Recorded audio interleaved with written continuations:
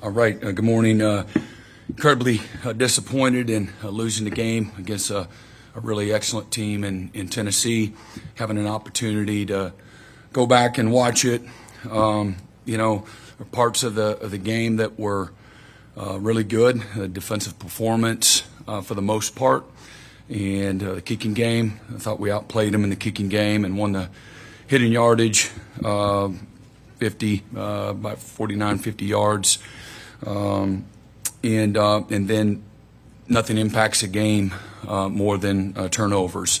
Since a year ago, 23, the beginning of that season, we're 11-0 when we win the turnover margin, and 2-3 in those games in which we didn't win it.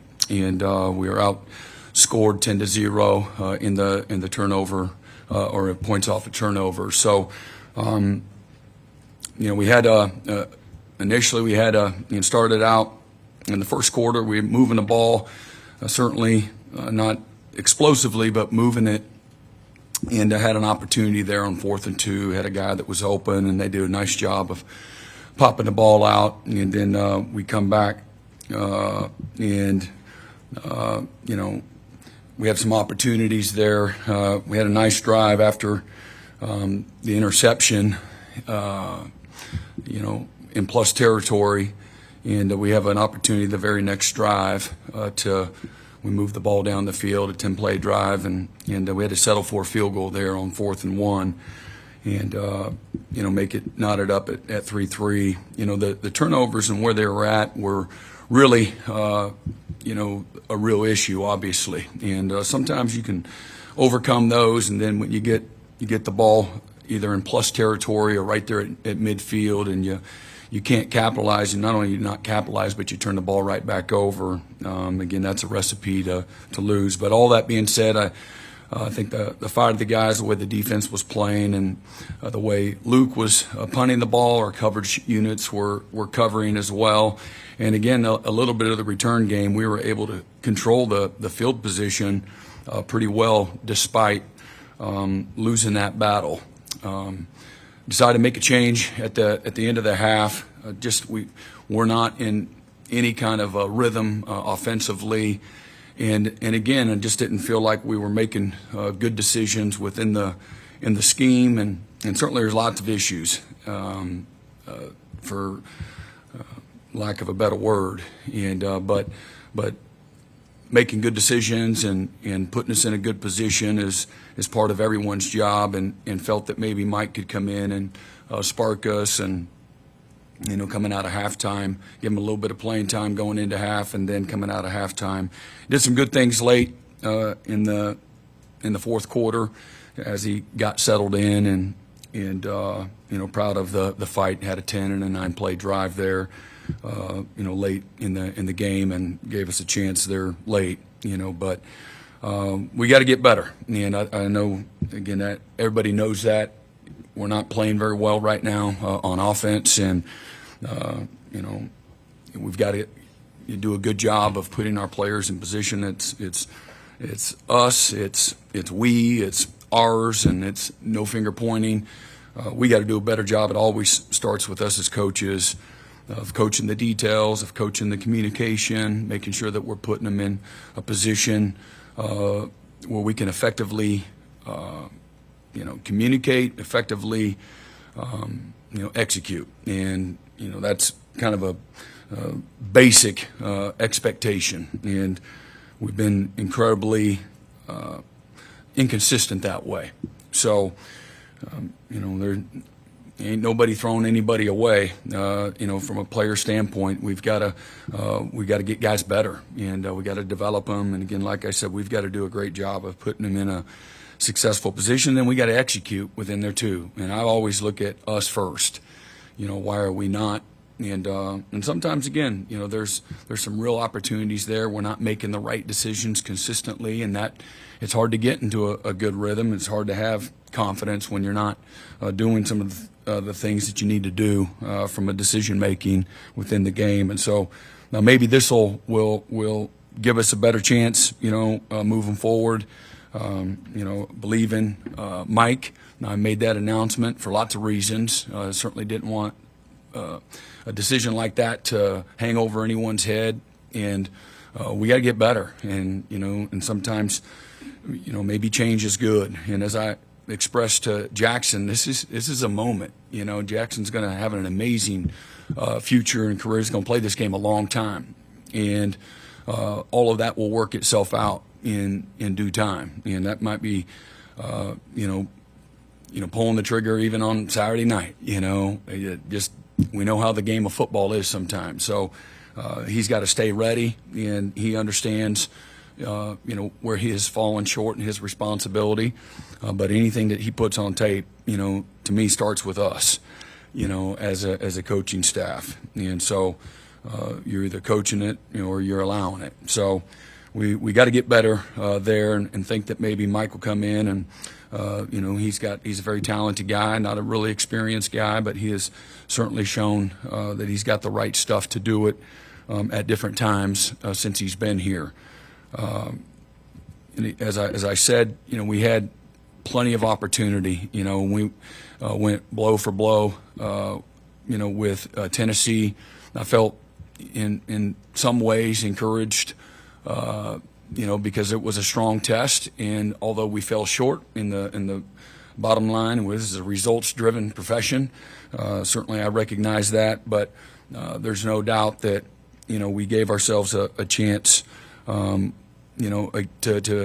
not only compete but to win the game. And we needed some stuff to go right for us in the second half, and not enough things did. And you learn from it. And just like I told Jackson, man, that's a bad moment, that's a bad night, that's not a bad career. And so stay out of the gutter, and focus on getting better. And that's all of us. So the field position part of the game, not being able to score, we've been really good. We were tops in the country in the red zone, and certainly we didn't perform there well there offensively. And really, again, you can't get down there and not score. That's a huge part of the game, an opportunity to tie the thing up at 10-10, and that's not all on just the quarterback either. And the +1 run game is very effective in college in our conference. You'll see, Ole Miss or Missouri. Missouri's #1 in the country in red zone offense last year, and that's a big part of who they are. Certainly, Ole Miss, one of the best offenses in all of college football, executing at a really high level. Doing the same thing. What we got to do is target the right people, stay on blocks, not let people that shouldn't make plays or pop the ball out be a part of, causing the turnover. And so we got to be better, and no confusion, just getting whooped or not doing the things fundamentally that we need to do to go execute the basics at a consistent level. And as I tell everybody, defensively, I don't draw up any scheme defensively where I expect somebody to have to whoop somebody, whoop a blocker and make the play. If that happens, fantastic. Do we teach you how to do that? Yes, we do. But I expect if there's one blocker, there's two gaps. There's a gap outside of the blocker, there's a gap inside of the blocker. Our job as a staff is to have two defenders ready to defend that play. If that's a perimeter screen, if that's an isolation play, if that's a counter play, if that's a quarterback draw, that's our responsibility. And the flip side, on the offensive side, it's the same thing. Having hats for hats, the first play of the game, we got a bad snap. Javonte thinks the ball goes over his head. It's a bad snap. We got the thing hatted up. You got a split offensive concept where you have, half the defense has to move this way. We got half the defense has to be over here, and we got them outnumbered. If we're able to have a clean snap, a clean handoff, we're going to be up to the safety. And so that's what you want, from an offensive standpoint. But everything seems to be a little bit hard right now, and not much margin for error when you're playing really good people, and it's only going to get more and more challenging. So we got to get better at the basics. I hate saying that nonstop, and the basics will promote you and help you win a game when you do the little things right over and over and over, like stay off the ground and tackle the guy with the ball, and you got to play physical. You got to move people. I thought early in the game, in the first quarter in particular, we were doing some. We played in a really good physical way offensively, and so there's some encouraging things there. But we can't have the issues that are keeping us from having any kind of continuity, and it's a little bit of everybody. And so we gotta get into a rhythm. Not a better time to do that than this week. Going on the road for the first time, maybe in some ways that'll be good. Well, our guys can focus in and galvanize. Going on the road, you've got to. Everything's a little bit different, and it's a different type of challenge, and I'm really excited about that. I know our players are as well. They recognize the challenge. They recognize, what needs to take place from a, getting better standpoint. But the safety, again, same thing. The basics. We get a false start when the ball's at the 4. Back it up to the 2. Don't love the play design whatsoever. That's not what we practiced, and that's what we called. We have some miscommunication. And we turn a guy free, and it tackles us, in the end zone. So that's what we get, and it'll continue to happen if we don't do a better job. And it's just not good football right there. But same thing, Now we're backed up. Now we got to kick, and I thought Zach Schmidt was fantastic. We're kicking off from our 20, and next thing you know, they possess the ball at the -6 yard line. So. That's another great example. Luke Elzinga averaged over 51 yards a punt in 7 punts. Did some really good things there. Again, Peyton Bowen had 30 yards returning, which doesn't sound like a lot, but Tennessee gave up 8 yards total in returns last year. So really did a fantastic job. And again, our coverage units, as I said, going against a really explosive special teams unit, they did a fantastic job, really answered the bell. Again, as I said at the beginning, I thought defensively there's a lot that you can build on. I love the energy. I love the focus. And probably most of all, outside of the discipline and the structure, I like the physicality that we played with, the hunger, the depth of players that played. Obviously, that side of the ball, we lost Kendall Dolby. Just my heart breaks for him. He'll be fine. He'll recover, and he'll continue to have an opportunity to play this game a long time. But he's a guy that I've been bragging on for several months for obvious reasons, and just hate that. That is a part of the game. You hate that for him.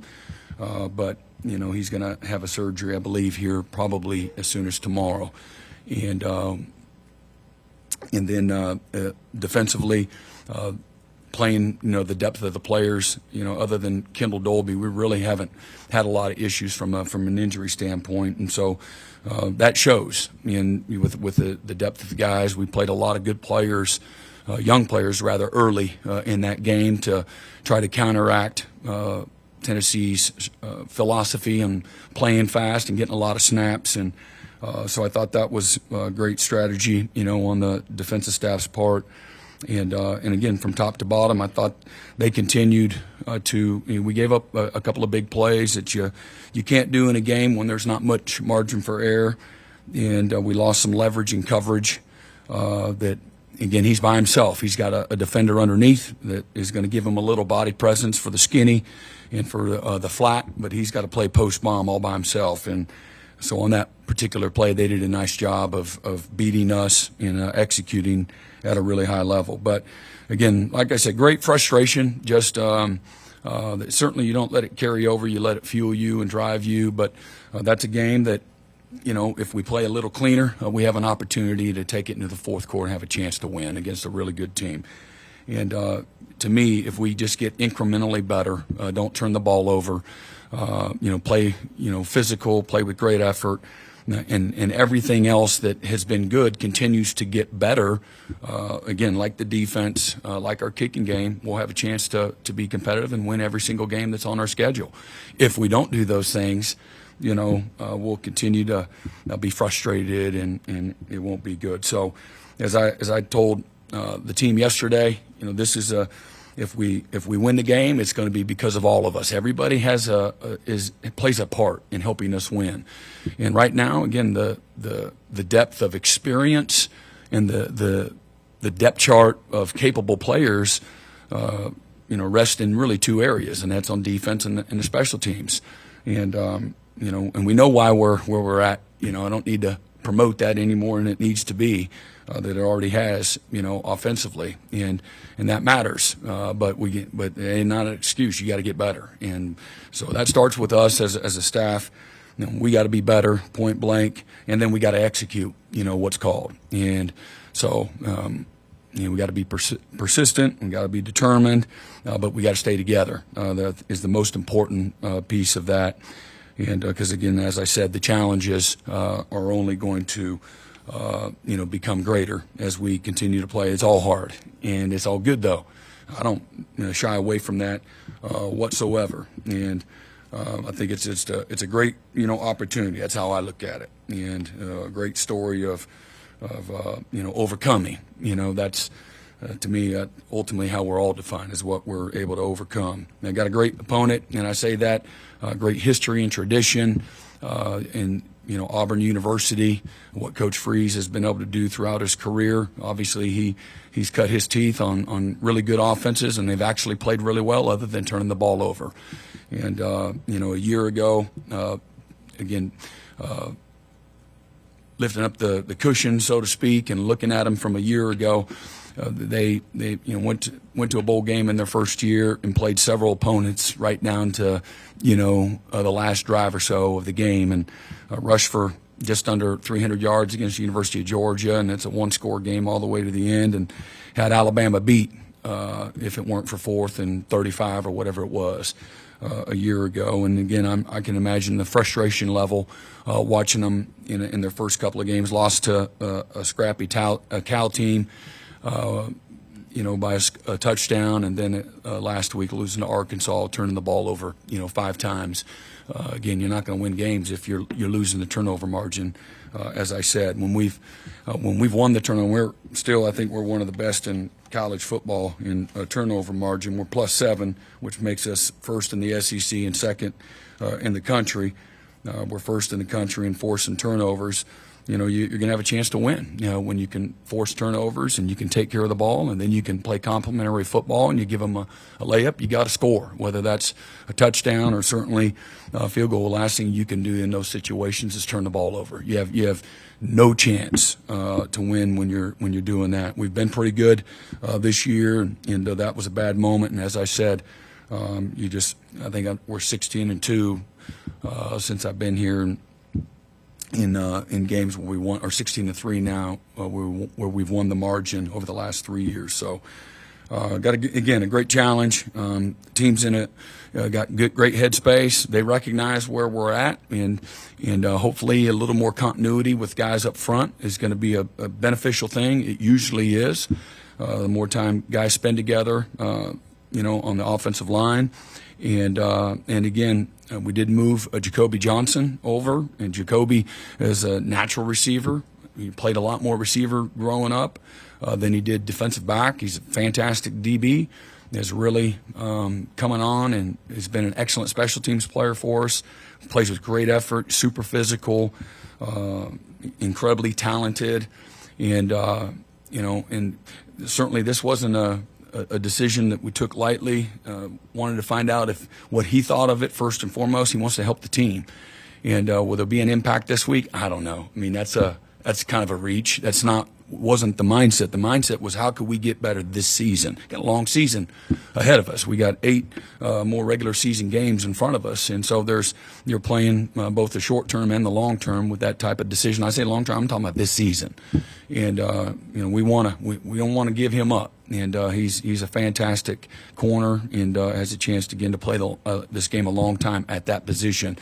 But he's a natural, and he looked like a natural in some ways yesterday. And he's a smart guy, and he cares a lot, and those are always good ingredients to have success. All right.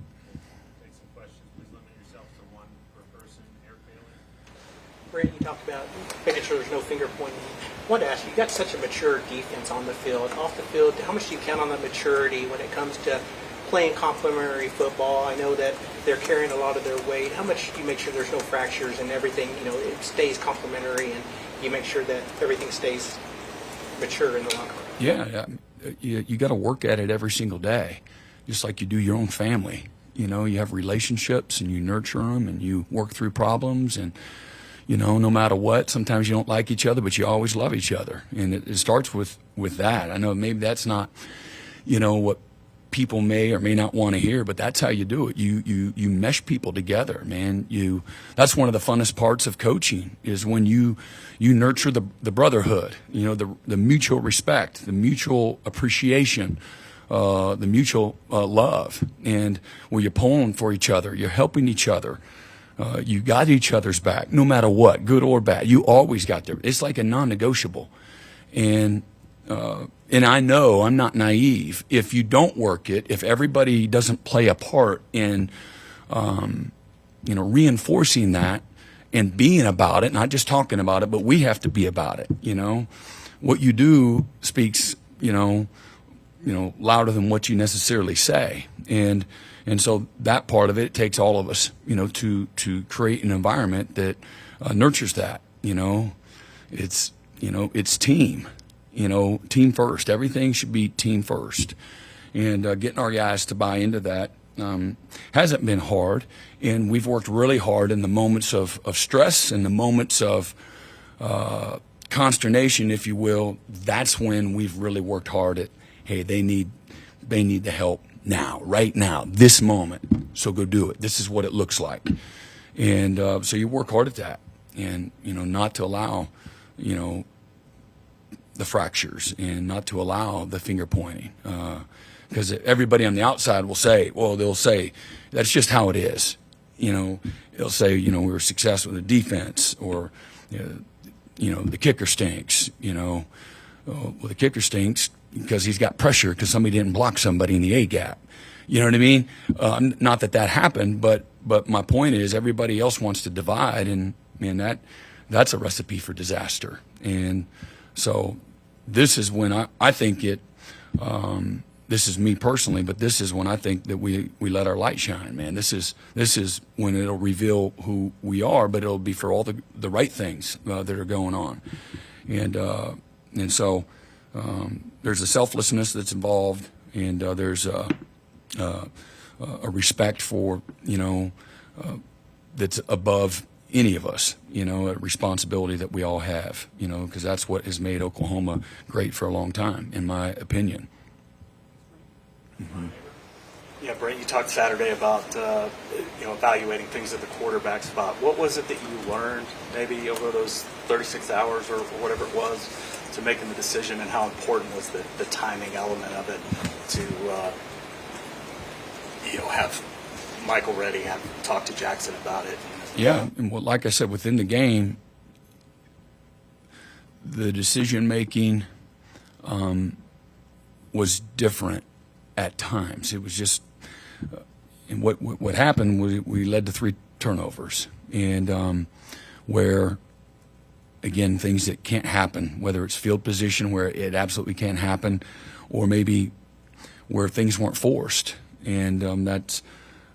And then some of the other basic decision making, where I know what the rules are and we're not doing what the rules are, and that happens sometimes. And for us in that game, in that moment, just felt that I don't know if we can, quote unquote, recover from it in this particular moment, and didn't really want to have the tolerance. It was just getting away from us, and if it was still 3-3, you might be able to tolerate it. And like I said, we had the first turnover, and we turn right around and we go down, on a 10-play, 55-yard drive. I wish we could have scored a touchdown there, but we were able to overcome, in that situation. But that played a big part of it. Field position, being in plus territory, right there at midfield, and then we turned it over on defense, and they get it right back, and we're just giving it to them on another one, and then the conversation is like, like I shared. I'm like, look, Danny Stutzman, if he's supposed to come off the edge, and he doesn't, and now the quarterback breaks contain and runs 35 yards for a touchdown, and then he comes back the next drive, and we don't cover the vertical. You're supposed to play him in vertical hook technique and carry the seam down the middle, and you don't do it. He doesn't do it, and they throw it for 50-yard touchdown, and then comes back and gives up another explosive play because he's just not doing what he's supposed to. His butt's coming out, and to me it shouldn't. Again, there's a lot of other moving parts, you know. Danny not executing would be on him. Just, hey, he didn't go run the blitz, or he's not in the A gap when he's supposed to. Sometimes at quarterback, there's a lot of other moving parts that affect you too, and so I get that. Try to weigh it all together, but he understood. He had a great mindset. No surprise. He's a tough guy. He takes responsibility. No, didn't make excuses, and as we know, we've seen lots of different scenarios go down, and you put your head down and get better. That's it. That's what you can control, and so he's doing that. Mm-hmm. Yeah, Brent, sort of what you were just talking about, making a change in the middle of a game. Now you've made one in the middle of the week in terms of the starting quarterback, but in the middle of a game, what are some of the non-specific issues with the quarterback that you have to factor in terms of making that decision? Yeah. Receivers running routes. And again, we on one of the RPO, receiver didn't run the right route up the field, the vertical part of the route that is the part of the RPO. So he's blocking instead of running the route. Well, we look out there and there ain't nobody to throw it to, and so he pumps and the guy doesn't run the route. And so that happened. But we're supposed to, again, just hand the ball off on that exact look. And for me, like I said, you try to don't give them too many options. How about that? If you're supposed to blitz outside contain, you stay outside of everybody. If they put two tight ends over there, stay outside. If they got just a two-man surface, stay outside. You're outside. Not, well, if they do this and you can come under, but you got to get back outside. You don't do that. You don't give them too much autonomy, and especially young players that sometimes they'll swim a little more, their heads swim a little more than maybe a veteran player that you can give a little more autonomy in the right moment. So, but yeah, it's protection. It's, running the right routes with the right depth. It's getting open. That's a thing too. Maybe it's not, nobody's open. So a lot goes into it.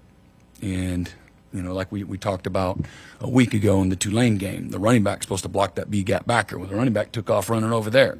And guess where the B-gap backer went? Right into the quarterback's face. And he broke the tackle. Now he's under pressure. And,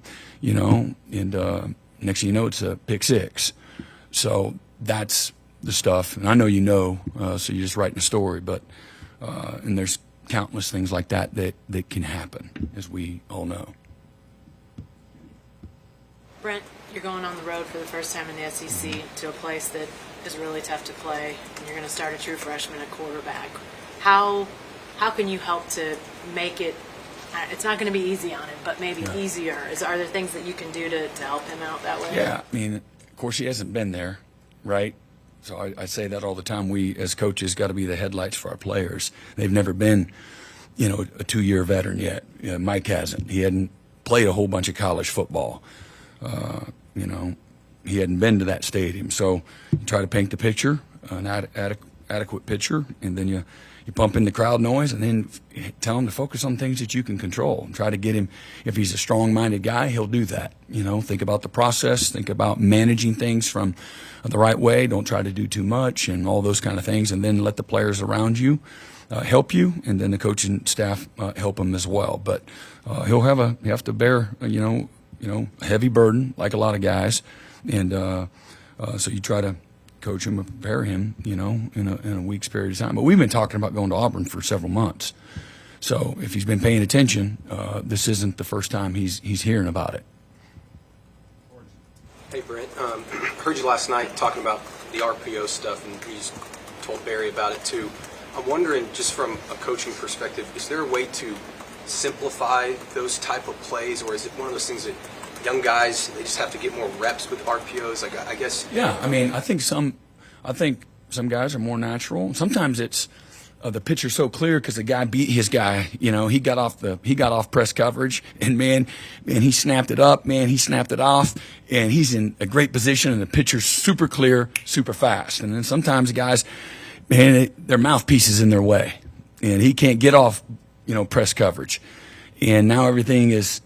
We got the right coverage, but we don't got the right route. And then sometimes I don't think complicated, but we can uncomplicate it and tell them to hand the damn ball off. And you don't have to, RPO to have a good play. And we don't have. It's not like we have every place in RPO. Tennessee pretty much was, and they're running it really well. And some of their issues, it all ain't the same. You'd like to say it is, but it's not all the same. So, but we can. I don't think that it's a complicated concept at all. There's pre-snap anticipation. People are going to show you one thing pre-snap and change it post-snap. And try to get you. I like to do that on defense. I think that's a real thing, and and people are doing that a lot. Man, don't overcomplicate it on this side. And sometimes that's not happening, and sometimes we're just not executing, well enough. And sometimes you say, hey man, you should have done this last week. Man, these are 2 times you should have done this. And then sometimes a young player, they might say, okay, well, the next game I'm gonna, no matter what. And it's like, well, that's not the time to do that, actually, and then you start forcing things instead of letting it come naturally. So I just believe that in some ways, less is more. Don't give too much autonomy. Hey, do you want me to blitz the running back and stay outside of him, coach, or do you want me to come underneath him? Like, you should tell him. Sometimes you might say, hey, just beat him either way. We have you protected either way. And sometimes, no, you got to come underneath him so the quarterback moves off the spot and he'll go right to the rush. Like, you need to be specific, that you can't leave it to chance. I just don't think that's a good strategy. Mm-hmm. Brent, you said the offense, the physicality has been there at times, just not consistently across. Is that something is that experience piece lacking that you need to experience? Yeah, it's practice. It's practice. It's confidence that comes from practice, doing it right. There is, when you're experienced, you look at the defense, and I go back, and you like to say, well, I know we were terrible coaches 2 years ago. We had terrible results, so you can't coach. And then 2 years later, it's better. And the number one ingredient to me is the confidence and the experience, the depth of knowledge that the players have. And so they can execute the plan. They can think ahead. They can anticipate. They understand where all their help is on coverage and in the run fit. They understand the strategy, trying to show them one thing and then do another. They get that. They don't get overwhelmed in all of those really fast, tight moments that the game's going to give you. And young guys a lot of times will get overwhelmed. Same thing, everything. I think the line of scrimmage is the hardest positions to play because everything happens so fast. There's not the margin for error. If you're a linebacker, you're off the line of scrimmage, give or take 5 yards. You can false step and still try to regain leverage. Maybe I guessed it was run, but it was pass. I have time to recover. When you're at the line of scrimmage and you step wrong, you say the wrong thing, everything happens so fast, everybody's on top of you right now. And so to answer your question, it's the experience, it's the availability, how long you've been practicing, all that kind of stuff. All that stuff adds up. Brent, you guys showed a lot of defense, or you showed a lot of players on defense against Tennessee, and a lot of guys played well.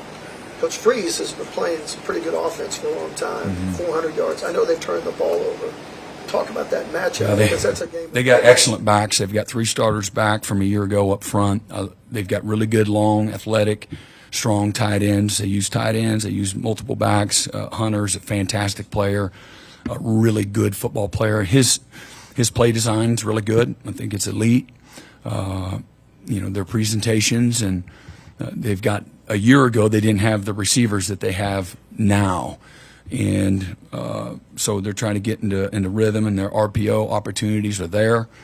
They've hit several explosive plays that way. They have moved the ball. They've just, I bet you they're saying they can't get out of their own way sometimes, And again, nothing impacts a game like turnovers. And everybody wants somebody else to blame. Well, again, we got to take care of the ball. We got to make better decisions.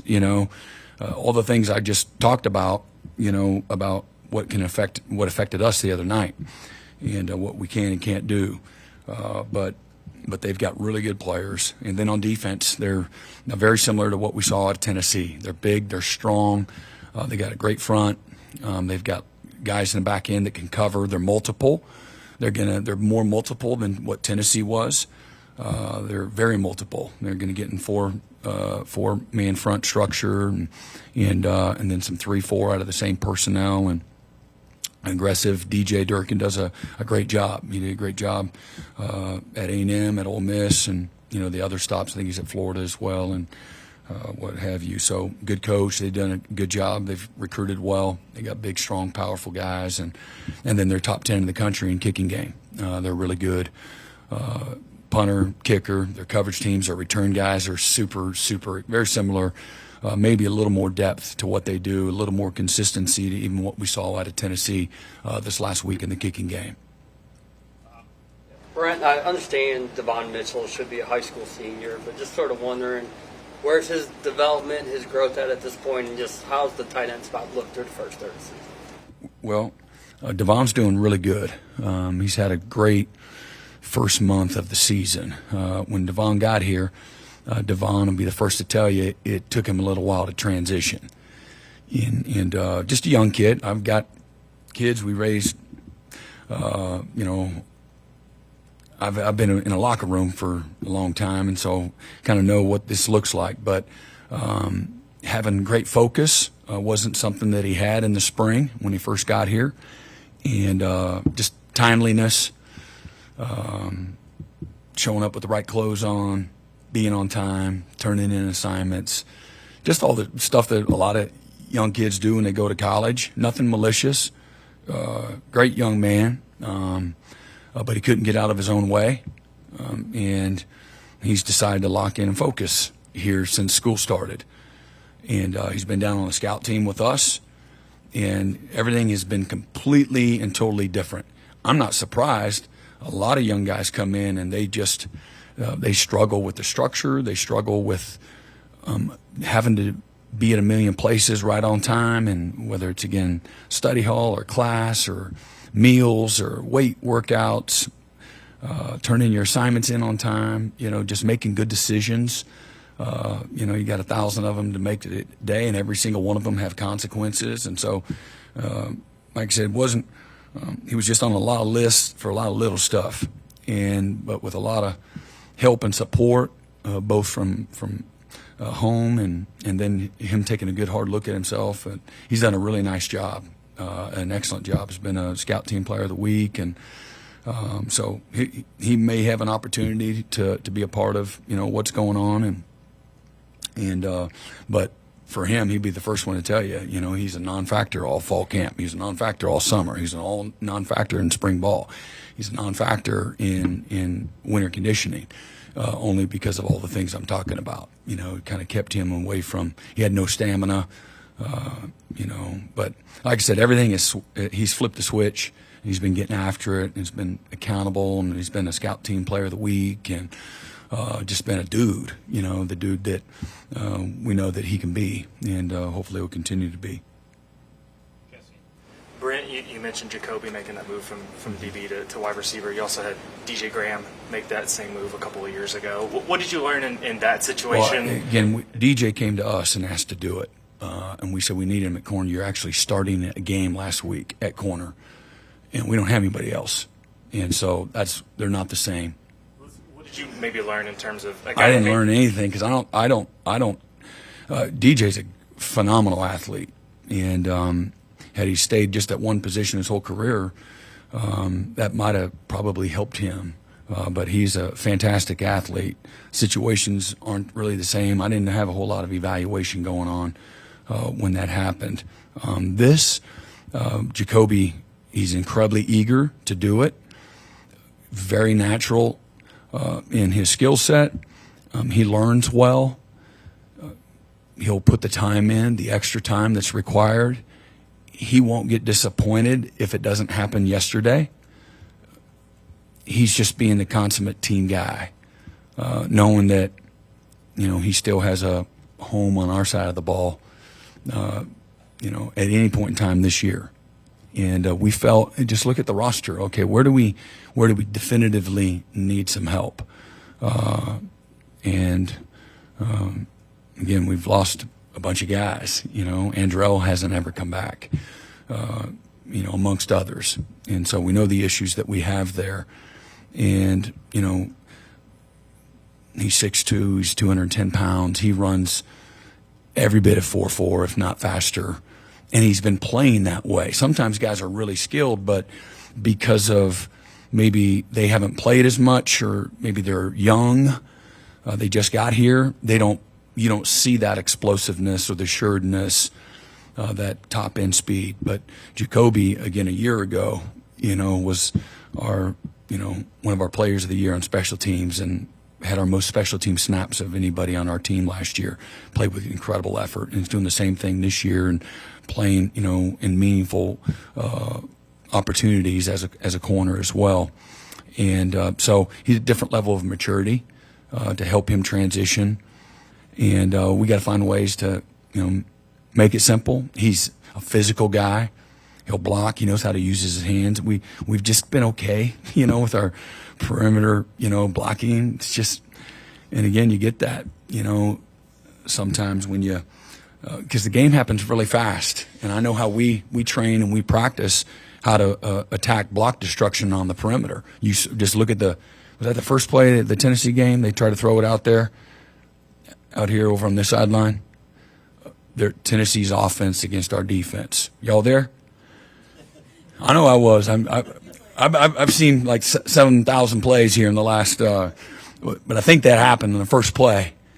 And if you remember, in 2021, on the first play of the game against Texas, they throw a little screen right out there, and they housed it. And you got a freshman DB trying to set an edge that was unsure of himself, didn't set an edge, and he gone. Well, you saw out here the same freshman DB that's now a senior on that same play, him and the other defender, man, set an edge, and it was a tackle for loss right out the gate. And so I use that, to parlay into what you're asking. Jacoby's aggressive, and he's physical, and he knows what an offense is trying to do, just say on a perimeter screen, and what kind of leverage he needs to maintain. He's just using all of his defensive acumen. We study offenses more than we study defense. We talk offense more than we study defense in the defensive room. What they're thinking, what the weakness of the defense is, the way we should anticipate them attack us this way, and if we take that away, it's a wrap. So he'll have that mindset. We call the routes what they call it. We call them that. So he's going to be able to have this communication and conversation with the coach that should help, expedite his transition. And that's everything. If you can say it, you can play it. If you can't, you're like, okay, now what'd you say? And you go into your notes and, yesterday, what'd you say, coach? Or no, or you actually remember it. It's like, yeah, that makes sense. I can talk to you like this. I don't need to refer to my notes. I know that, 3rd and 3, they're doing this and we're doing that. And this is how we're going to stop it. So I think he'll be able to bring some of that more so than maybe some of the other guys that are there right now as they learn and grow and get better. And just another body that can. He's an explosive guy that, like I said, has tremendous ball skills, and he's got great competitive toughness to him as well. Mm-hmm. All right. Anybody got anything else?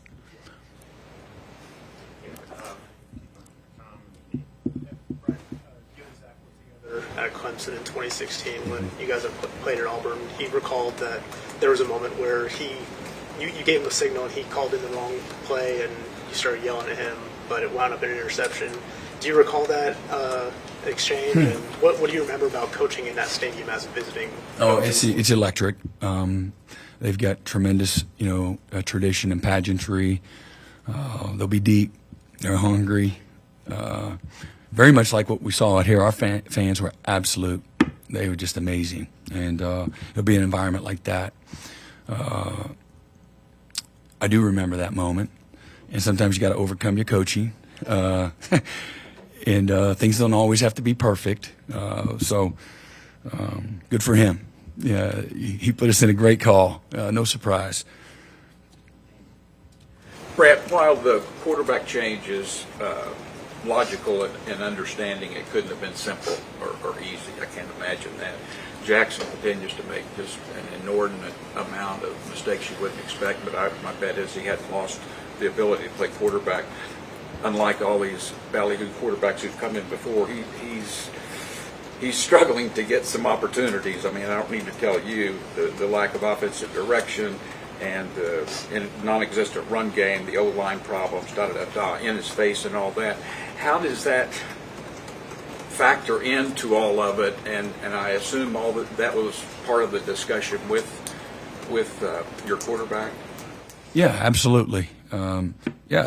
Everything that you just said goes into all of it, and a lot of it was things had not been easy through the first part of the season, and again, for not just because of him, he did plenty of really good things too. And so you evaluate a body of work, and there's every position you evaluate some ways the same and some not the same.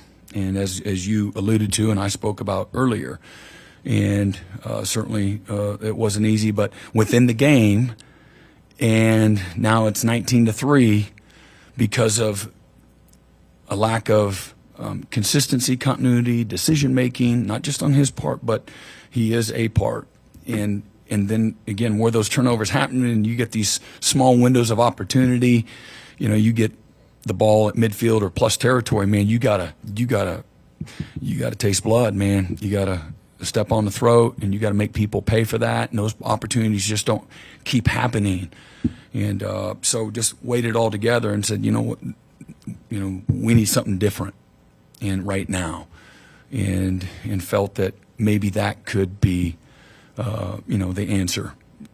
And so that's what happened there.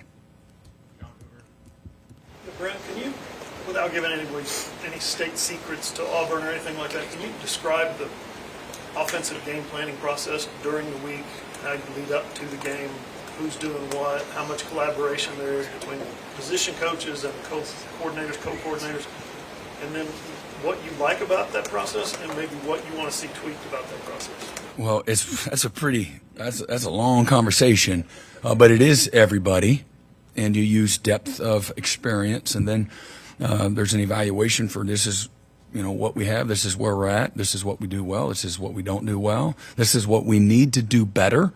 If one guy does this better, if we get a better snap, if we have, we eliminate some of the communication. Let's just, again, if we're all wrong, we're all right. And so all of that goes into it. And then again, there's a philosophy on, running the ball, pushing the ball down the field, attacking the ball downhill in the run game. And we got to create explosive plays. And so how do you do that? You got to have some balance in your offense, your ability to be efficient running the ball, to create, some potential explosive plays. Who can beat one-on-one coverage? If they're playing us like this week and we've got a good matchup, a friendly matchup, then let's go take, advantage of it. And so sometimes you have that and sometimes you don't. So you evaluate personnel, you evaluate scheme, you evaluate how it relates to your opponent, what they're good at, what they're not good at, what we can't allow to happen in this game plan. And again, strategy 101 is to take away what they do best, and attack it. And so always easier said than done, I know, but that's got to be a thoughtful process. And so it is like I said, it's a collaboration. You work through it. Here's where we start on Monday, and then here's the different areas that we're working and emphasizing on Tuesday and Wednesday, and then on Thursday, so forth and so on. So really, all the way up to game time, you're still dotting the I's and crossing the T's. I think if you're doing your due diligence, as a coach, and so there's no way that could have satisfied what you're asking for, but in a 2.5 minute answer, that's that. I would, because I know there was somebody brought it to my attention. There was a story that was written. Just not that it really matters, but at the same time, at the end of the year, had a meeting after a few weeks at the end of the season where Dylan Gabriel came to visit with me. He wanted to have a meeting and let me know that he wasn't going to play in a bowl game. And so I had already had cotton wind, and he knew some other guys were opting out on the offensive line and things like that. And I did not know that at that time that he wasn't going to go to the NFL. When we had a great conversation with him, disappointed that he wasn't going to go play in the bowl game, and with the circumstances of the Coach Levy leaving, and thought he wanted to get closer to home, to Hawaii, and so I was like, I didn't know I had to fight this fight. I didn't realize that you were even considering coming back. And he says, yeah, but I just really want to, get closer to home. So that's, again, we hugged and shook hands, and, he was a little emotional, and I was, but it was all really good and positive. You make a guy stay. You guys trying to, find the next thing, the next chapter for him. I'm sure there was probably some disappointment that, that he wasn't more highly thought of in the NFL. Had an amazing year, and is a fantastic quarterback. And with nobody running nobody off or things like that, So I've always, the veterans are good. I think I've always said that the experienced player can do a little more than sometimes the young guys. But that's neither here nor there. But I did want to make sure you cleared that up. Coach, you just talked about an experienced player at the quarterback position. How important is Casey Thompson right now in terms of stabilizing the quarterback room and as a mentor, helping this young guy get ready to play? Yeah, he's been fantastic. He's been there, done that. He started, a gazillion games, played a lot of ball, been in a lot of meeting rooms, seen a lot of that kind of stuff happen. And so he's got tremendous wisdom. He's mature beyond his years. He's going to be a coach. He'll be a fantastic coach. He's kind of a coach now, but he's been wonderful. He's very intentional, constantly about using the gifts that he has to make people around him better, and I love that. He's just very ambitious, and he's a giver, and those guys would probably testify to that. That he's a solution-based kind of guy, but he's a great supporter of his teammates. It might be maybe where it's Skelly, and he's standing right next to me, and we watch a throw, and the throw, I'm like, man, you should have done it. And he was like, well, he was kind of thinking, he's defending him, or maybe afterwards he's like, man, you be all right, man. Next rack, next play, something like that. So just very thoughtful, and you can't have enough guys like that. And so we have a great appreciation for Casey. All right, you got it.